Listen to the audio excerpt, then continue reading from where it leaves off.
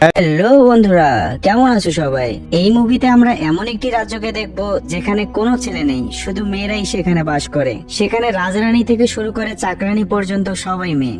একদিন একটা মং এসে যখন সেখানে ফেসে যায়, মং মানে হচ্ছে একজন ছেলে, তখন তাকে কিভাবে জোর করা হয় বাচ্চা দেওয়ার জন্য, সেটাই আমরা দেখব এই মুভিতে। চলুন তাহলে শুরু করা যাক। গল্পের শুরুতেই দেখানো হয় মাস্টার ট্যাং নামে একজন মংকে। সে তার দুজন সঙ্গী বাজি ও শাহকে নিয়ে সমুদ্রের ওই পারে রওনা হয় তাদের পবিত্র ধর্মগ্রন্থ খোঁজার জন্য। আর তার এই দুজন সঙ্গী হলো এক একটা ডিমন। বাজি হচ্ছে একটা পিক ডিমন আর শাহ হচ্ছে একটা মাফেলো। কিছু দূর যাওয়ার পর তাদের যাত্রায় মানকি কিং ও জয়েন করে। মানকি কিং এর আসল নাম হচ্ছে ভুকালো। তাদের এই যাত্রায় অনেক সমস্যায় পড়লেও সব সমস্যা কাটিয়ে তারা সামনের দিকে এগিয়ে যাচ্ছিল। কিন্তু তারা যখন একটি নদীর উপরে ছিল, তখন নদীতে থাকা বড় একটি মাছ তাদেরকে আক্রমণ করে। তারা বাঁচার জন্য অনেক চেষ্টা করে, কিন্তু এক পর্যায়ে মাছটি তাদেরকে খাওয়ার জন্য চলে আসে। আর তখনই হাওয়ার মধ্যে একটি গোল দরজা তৈরি হয়ে যায়। তারা সেই দরজার সাহায্যে মাছটি থেকে বেঁচে গিয়ে অন্য একটি রাজ্যে চলে আসে। দরজার উপরে আসার পর তারা দেখতে পারে তারা চারজন পাহাড়ের উপর থেকে নিচে পড়ে যাচ্ছিল। নিচে পড়তে পড়তেই মাস্টার ট্যাং একটা মেয়েকে দেখতে পারে পাহাড়ের উপরে ঝুলে আছে।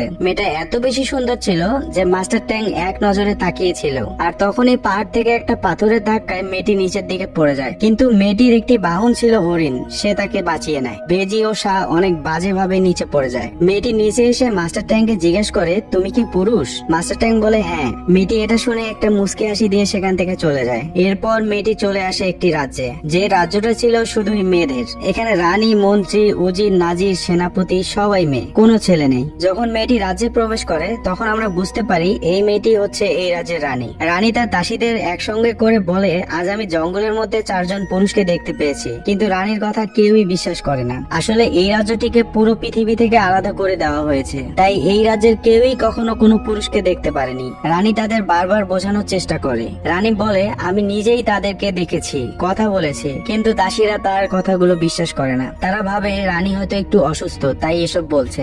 এরপর রানী পুরুষ সম্পর্কে জানার জন্য লাইব্রেরিতে চলে আসে। আর তাদের পূর্বপুরুষের লেখা বইগুলো পড়ে জানতে পারে পুরুষ হলো একটি বিষাক্ত মানুষ। তবে রানী সেই বইয়ের কিছু পাতা ছেঁড়া দেখতে পায়। আর তখনই সেখানে মহারানী চলে আসে। মহারানী যখন এই চারজন পুরুষের কথা জানতে পারে তখন তিনি রেগে গিয়ে সবাইকে আদেশ করে সেই পুরুষদেরকে খুঁজে বন্দি করার জন্য। এরপর আমরা দেখতে পারি মাস্টার ট্যাং, মাঙ্কি কিং ও শাহ মিলে সেখান থেকে বের হওয়ার রাস্তা খুঁজছিল। আর অন্যদিকে বেজি একটা মেয়ের গ্রুপের সামনে পড়ে যায়। এতগুলো মেয়েকে একসঙ্গে দেখে সে একটু আবেগী হয়ে পড়ে আর নিজের দেহকে পরিবর্তন করে সে একটি পুরুষের দেহে চলে আসে। এরপর যখন সে তাদের সামনে যায় তখন মেয়েগুলো খুশি হওয়ার বদলে তাকে ইচ্ছা মতো মারতে শুরু করে। উপায় না দেখে সে আবারও তার আগের দেহে চলে আসে। আর এদিকে কিছু মেয়ে সিপাহী মাস্টার ট্যাং, মাঙ্কি কিং ও শাহকে ঘিরে ফেলে। তখন মাঙ্কি কিং তাদেরকে আক্রমণ করতে যাবে, তখনই মাস্টার ট্যাং বলে মেয়েদের উপর আক্রমণ করতে হয় না। মাস্টার ট্যাং ব্যাপারটিকে শান্তিপূর্ণভাবে সমাধান করতে চায়, কিন্তু সেই সিপাহী মেয়েগুলো মাস্টার ট্যাং এর কোনো কথাই পাত্তা দেয় না, বরং তাদের তিনজনকে বন্দি করে সেই মেয়েদের রাজ্যে নিয়ে আসে। এখানে আসার পর মাস্টার ট্যাং পুরোপুরি বুঝতে পারে এই রাজ্যটি হচ্ছে মেয়েদের। তাদেরকে যখন রাজপ্রাসাদে নিয়ে যাওয়া হয় তখন তারা জঙ্গলে দেখতে পাওয়া সেই মেয়েটিকে দেখতে পায় ও বুঝতে পারে সেই মেয়েটি হচ্ছে এই রাজ্যের রানী। এরপর একটা বৃদ্ধ মহিলা একটা বই খুলে সবাইকে দেখায় যে সেখানে লেখা আছে একটা মং, একটা মাঙ্কি ও একটা পি এখানে আসবে একটা নীল চামড়ার লোককে সঙ্গে নিয়ে। তাদের সেখানে আসার ভবিষ্যৎবাণী অনেক আগেই করা হয়ে গিয়েছিল।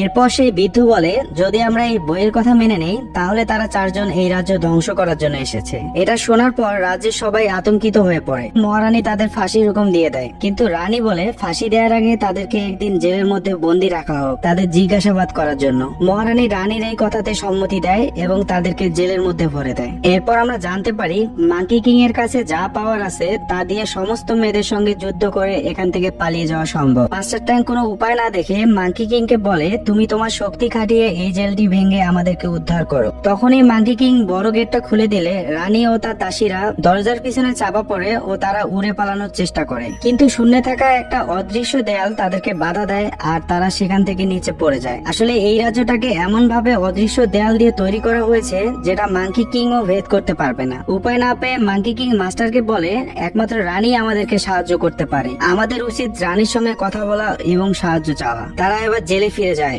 রানী জ্ঞান ফিরে পাওয়ার পর তারা তাদের কাছে আসে এবং জিজ্ঞাসাবাদ শুরু করে। রানী মাস্টার ট্যাংকে জিজ্ঞাসাবাদ করে আর দাসীরা তাদের বাকি সঙ্গীদের সঙ্গে জিজ্ঞাসাবাদ শুরু করে। রানী জিজ্ঞাসাবাদের এক পর্যায়ে মাস্টার ট্যাংকে বলে, আমি তোমাকে পছন্দ করি। এই শুনে মাস্টার ট্যাং বড় ধরনের একটা ধাক্কা খায় আর সে রানীকে বলে, আমি কাউকে ভালোবাসতে পারি না, কারণ আমি একটা মং। মাস্টার ট্যাং তার যাত্রার সময় লেখা একটি ছোট্ট বই রানীকে দিয়ে বলে, আমি আমাদের পবিত্র ধর্মগ্রন্থ খোঁজার জন্য সমুদ্রের ও পারে যাচ্ছিলাম। আর তখনই সেখানে মাঙ্কি কিং চলে এসে রানীর কাছে জানতে চায় এখান থেকে বেরোনোর রাস্তা সম্পর্কে। রানী বলে, যদি তুমি আমার কাজটা করো তাহলে অবশ্যই আমি তোমাকে সাহায্য করব।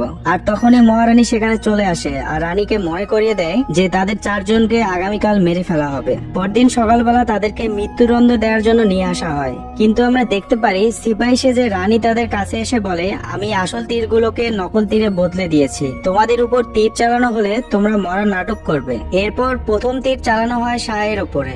শাহ তখন অনেক ভালোভাবেই মরার নাটক করে, তবে মাস্টার ট্যাং এর উপর যখন তীর চালানো হয় তখন সে মরার নাটক করতে পারে না। এটা দেখার পরে তার পাশে থাকা শাহ মাস্টার ট্যাং এর উপরে একটা পাথর ছুঁড়ে মারে আর সঙ্গে সঙ্গে মাস্টার ট্যাং বেহুশ হয়ে যায়। এরপর মাঙ্কি কিং এর উপর তীর চালানো হলে মাঙ্কি কিং ও অনেক ভালোভাবে মরার নাটক করে, কিন্তু যখন বাজিকে তীর ছোড়া হবে তখন মহারানী বলে তীর বদল করার জন্য, কারণ বাজি দেখতে অনেকটা অসুন্দর মানুষ ছিল আর এই রাজ্যে অসুন্দর হওয়াটা হচ্ছে কলঙ্কের ব্যাপার। এই জন্য বাজির উপর অনেকগুলো তীর ছোড়া হয়। যেহেতু বাজি একজন মনস্টার, তাই এত সহজে তাকে মেরে ফেলা সম্ভব নয়। এরপর মহারানী সবাইকে আদেশ করে এই 4টি বডিকে নিয়ে নদীর পাড়ে ফেলে আসতে। তাদেরকে যেখানে ফেলে দেওয়া হয় কিছুক্ষণ পরেই রানী সেখানে চলে যায়। এরপর রানী সেই রাজ্যের সব থেকে পবিত্র জায়গায় তাদেরকে নিয়ে আসে। রানী তাদেরকে বলে, এই রাজ্য থেকে বের হওয়ার সঠিক কোনো রাস্তা আমিও জানি না, কারণ এই রাজ্য থেকে বহু শতাব্দী ধরে কেউ কখনো বাইরে যাওয়ার চেষ্টাই করেনি। তবে রানী এটা বিশ্বাস করতো তাদের পুরাতন বইয়ে যে পৃষ্ঠাগুলো সেরা ছিল সেখানেই হয়তো এই রাজ্য থেকে বের হওয়ার উপায় বলে দেয়া ছিল।